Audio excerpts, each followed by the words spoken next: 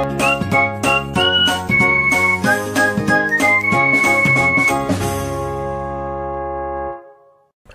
And welcome to bouncing knowledge. Computer basics के chapter 3 में exploring your computer में आज हम ग्राफिकल यूज़र इंटरफेस में विंडोज़ 10 ऑपरेटिंग सिस्टम के बारे में डिस्कशन करेंगे।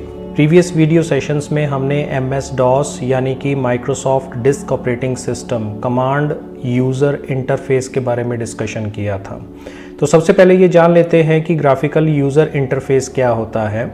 तो इसमें कई तरह के ऑपरेटिंग सिस्टम्स अवेलेबल हैं। एक्चुअल में ग्राफिकल यूज़र इंटरफेस एक ऐसा इंटरफेस होता है जो अपने यूज़र को इंटरेक्ट करने के लिए आइकन्स अवेलेबल करवाता है और बड़ी इजीली माउस की हेल्प से एक्शंस परफॉर्म करने की फैसिलिटीज़ अवेलेबल करवाता है। अगर हम इसका कंपैरिजन कमांड यूज़र इंटरफेस से करते हैं तो उसमें हमें किसी भी टास्क को परफॉर्म करने के लिए रिटन कमांड अप्लाई करनी होती हैं, जबकि ग्राफिकल यूज़र इंटरफेस में हमें रेडीमेड अवेलेबल ऑप्शंस मिलते हैं स्क्रीन पे मेन्यू ऑप्शंस के रूप में। हमें जस्ट उनको चूज़ करना होता है, सेलेक्ट करना होता है और क्लिक करके आप अपनी एक्टिविटीज़ को बड़ी ईजिली परफॉर्म कर सकते हैं। तो इसमें विंडोज़, लिनक्स और मैक OS जैसे ऑपरेटिंग सिस्टम्स अवेलेबल हैं जिनको हम ग्राफिकल यूज़र इंटरफेसेस के रूप में यूज़ कर सकते हैं। अगर हम इसके फीचर्स की बात करें तो पहला फीचर जो हमें ग्राफिकल इंटरफेस में मिलता है वो है what you see is what you get, जिसका मतलब ये है कि आपको जो कुछ भी स्क्रीन पर दिखाई देता है अगर आप उसका प्रिंट आउट लेते हैं तो आपको उसकी एग्जैक्ट कॉपी मिलती है पेज पर एज ए हार्ड कॉपी। तो हम ये कह सकते हैं कि सॉफ्ट कॉपी के रूप में आपको स्क्रीन पर जो कुछ भी दिखाई दे रहा है हार्ड कॉपी के रूप में भी आपको वैसा ही रिटर्न में मिलेगा।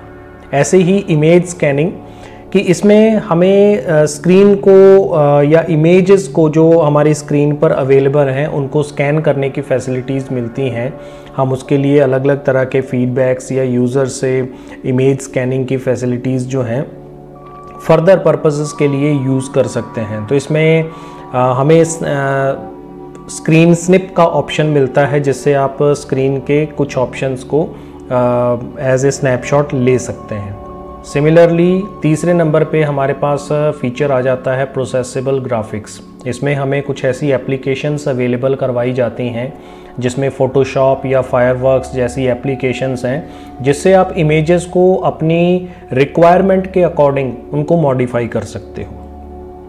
एनिमेशन एंड मल्टीमीडिया सपोर्ट, जितने भी आजकल जैसे कि इस कोविड पेंडेमिक में ऑनलाइन लर्निंग का जो कंसेप्ट शुरू हुआ है तो उसमें विजुअल बेस्ड टीचिंग का कंसेप्ट इम्प्लीमेंट हुआ है जिसमें टच सेंसिटिव इंफॉर्मेशन कियोस्क जैसी एप्लीकेशंस को यूज़ किया जा रहा है या ऑनलाइन ऐसे प्लेटफॉर्म्स बिल्ट हुए हैं जिसकी हेल्प से आप बड़ी इजीली अपनी प्रेजेंटेशन में एनिमेशंस और मल्टीमीडिया सपोर्ट के साथ अपनी टीचिंग को कंटिन्यू कर सकते हैं। ऐसे ही डिसेबिलिटीज़ में आ जाता है कि कुछ ऐसे डिसेबल्ड पर्सन्स के लिए भी इसमें फैसिलिटीज़ अवेलेबल होती हैं कि उनको हाई कंट्रास्ट या साउंड इफ़ेक्ट्स के साथ साथ स्टिकी कीज़ की फैसिलिटीज़ दी जाती हैं ताकि उस पर कंप्लीटली ईजी फॉर्म में वर्क किया जा सके जिसमें किसी तरह की कोई प्रॉब्लम्स ना हो। तो जो डिसेबल्ड पर्सन्स हैं उनके लिए भी इसमें फैसिलिटीज़ अवेलेबल हैं कि वो बिना किसी प्रॉब्लम के उस पर वर्क कर सकते हैं, कंप्यूटर को इंस्ट्रक्ट कर सकते हैं।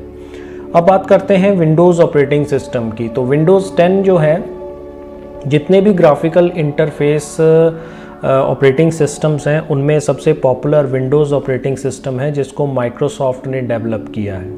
इसके बहुत सारे वर्जन्स अभी तक अवेलेबल करवाए जा चुके हैं और ये विंडोज़ 10 जो है वो विंडोज़ न्यू टेक्नोलॉजी यानी विंडोज़ NT फैमिली का एक हिस्सा है।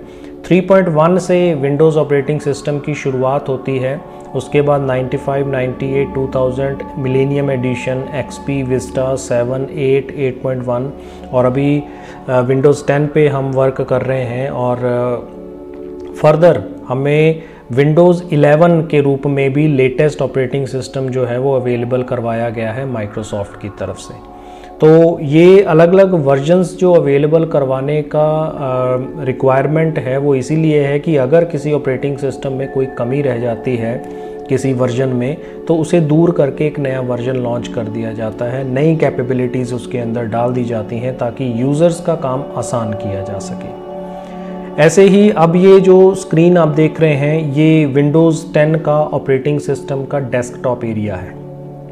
तो इसमें हम राइट साइड में देख सकते हैं कि ये कुछ गैजेट्स हैं जो एडिशनली इंस्टॉल किए जा सकते हैं, इनबिल्ट नहीं आते हैं, आप एडिशनली इनको यूज़ कर सकते हो अपनी फैसिलिटीज़ के लिए। क्लॉक लगा ली, बैटरी का स्टेटस लगा लिया अगर आप लैपटॉप पे काम कर रहे हैं, कैलेंडर आपने शो करवा लिया, ऐसे बहुत सारे ऑप्शंस अवेलेबल हैं।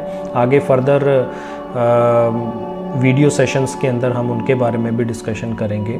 सिमिलरली यहाँ पे आप देख सकते हैं कि ये आइकन्स अपीयर हो रहे हैं, बहुत सारे आइकन्स हैं, अलग अलग एप्लीकेशंस जो आपने अपने कंप्यूटर सिस्टम पे या लैपटॉप पे इंस्टॉल कर रखी हैं, उन आइकन्स को आप यहाँ पर देख सकते हैं। सिमिलरली यहाँ आप देख सकते हैं कि स्टार्ट मेन्यू अपीयर हो रहा है लेफ़्ट कॉर्नर में, और क्विक लॉन्च आइकन्स भी अवेलेबल हैं जहां पर सिंगल क्लिक करके आप अपनी एप्लीकेशंस को क्विकली ओपन कर सकते हैं। और राइट साइड में अगर हम देखें तो यहां पर सिस्टम ट्रे अपीयर होती है जिसमें ऑपरेटिंग सिस्टम की तरफ से जो आइकन्स होते हैं उनको यहाँ पर शो करवाया जाता है, जिसमें आप देख सकते हैं कि टेम्परेचर रिसेंटली लॉन्च हुआ है अपडेट में, बैटरी का स्टेटस भी आ रहा है, उसके बाद नेटवर्क कनेक्टिविटी, साउंड का, क्लॉक का, ये सारे ऑप्शंस जो हैं इसमें अवेलेबल होते हैं। जब स्टार्ट मेन्यू की अगर हम बात करें तो लेफ़्ट साइड में जब हम स्टार्ट मेन्यू पे क्लिक करते हैं तो ये मेन्यू अपीयर होता है पूरी स्क्रीन पे, और इस मेन्यू में से आप अपनी एप्लीकेशंस में जो भी काम करना चाहते हैं, वर्ड में, एक्सेल में, पावर पॉइंट में या फिर किसी ब्राउज़र में, तो उसके लिए इनमें से आप कोई भी इंस्टॉल किए गए सॉफ्टवेयर को या एप्लीकेशन को यूज़ कर सकते हैं। अब बात करते हैं GUI की कुछ एडवांटेजेस में। सबसे पहले इसका जो एनवायरनमेंट है वो यूज़र फ्रेंडली है। यूज़र फ्रेंडली का मतलब ये है कि यूज़र्स को कुछ खास याद करने की ज़रूरत नहीं है। जब भी आप उस एनवायरनमेंट पे काम करोगे ईज़िली आप उस पर वर्क कर सकते हो, तो उसको ऑपरेट करना बहुत ईजी है, उसको समझना बड़ा आसान है, क्योंकि इसमें जो इंग्लिश यूज़ की गई है वो बड़ी ही सिंपल इंग्लिश लैंग्वेज है जिसको बड़ी इजीली अंडरस्टैंड किया जा सकता है। फिर उसके बाद हमें फीडबैक्स मिलते हैं, प्रॉम्प्ट्स के थ्रू आपसे पूछा जाता है, अलर्ट्स दिए जाते हैं, डबल क्लिक्स का हम यूज़ करते हैं, माउस की जो मूवमेंट है उससे हम इस एनवायरनमेंट में बड़ी इजीली काम कर सकते हैं। फिर उसके बाद अगर कोई एरर आती है, कोई भी प्रॉब्लम क्रिएट होती है, तो वो भी इजीली डिटेक्ट हो जाती है। ऑपरेटिंग सिस्टम में ऐसी कैपेबिलिटीज़ हैं कि वो एरर्स को डिटेक्ट कर लेता है और यूज़र को उसके बारे में इन्फॉर्म भी कर देता है।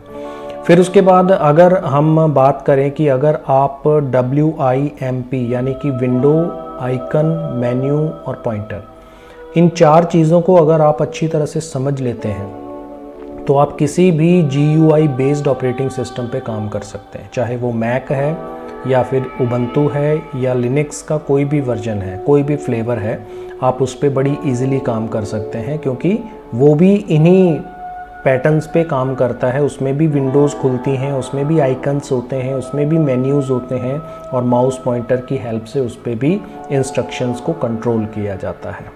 ऐसे ही अगर हम डिसएडवांटेजेस की बात करें तो उसके लिए सबसे पहली रिक्वायरमेंट ये है कि अगर आपको ग्राफिकल यूज़र इंटरफेस पे काम करना है तो आपको एक फ़ास्ट प्रोसेसर, ज़्यादा मेमोरी की ज़रूरत पड़ेगी ताकि जो इमेजेस हैं उनको मैनिपुलेट और डिस्प्ले किया जा सके।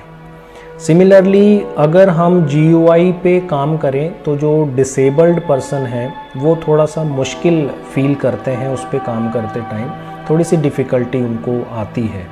ऐसे ही अगर आप अपने सिस्टम की मिसमैनेजमेंट रखते हैं तो उसकी कम्प्लेक्सिटी जो है सिस्टम की बहुत ज़्यादा बढ़ जाती है, तो उसको समझना और उसको हैंडल करना बड़ा डिफ़िकल्ट हो जाता है। तो ये बहुत सारी डिसएडवांटेजेस हैं जो इस ऑपरेटिंग सिस्टम को थोड़ा सा नेगेटिव एस्पेक्ट देते हैं। तो इस वीडियो में फ़िलहाल इतना ही। आई होप कि आपको विंडोज़ ऑपरेटिंग सिस्टम का ओवरव्यू जो है वो अच्छी तरह से समझ में आ गया होगा। इस ऑपरेटिंग सिस्टम से रिलेटेड हम अपने डिस्कशंस जारी रखेंगे नेक्स्ट आने वाली वीडियोस में। तब तक के लिए अपना ख्याल रखिए, अपने आसपास सफाई रखिए एंड ऑलवेज स्टे ब्लेस्ड।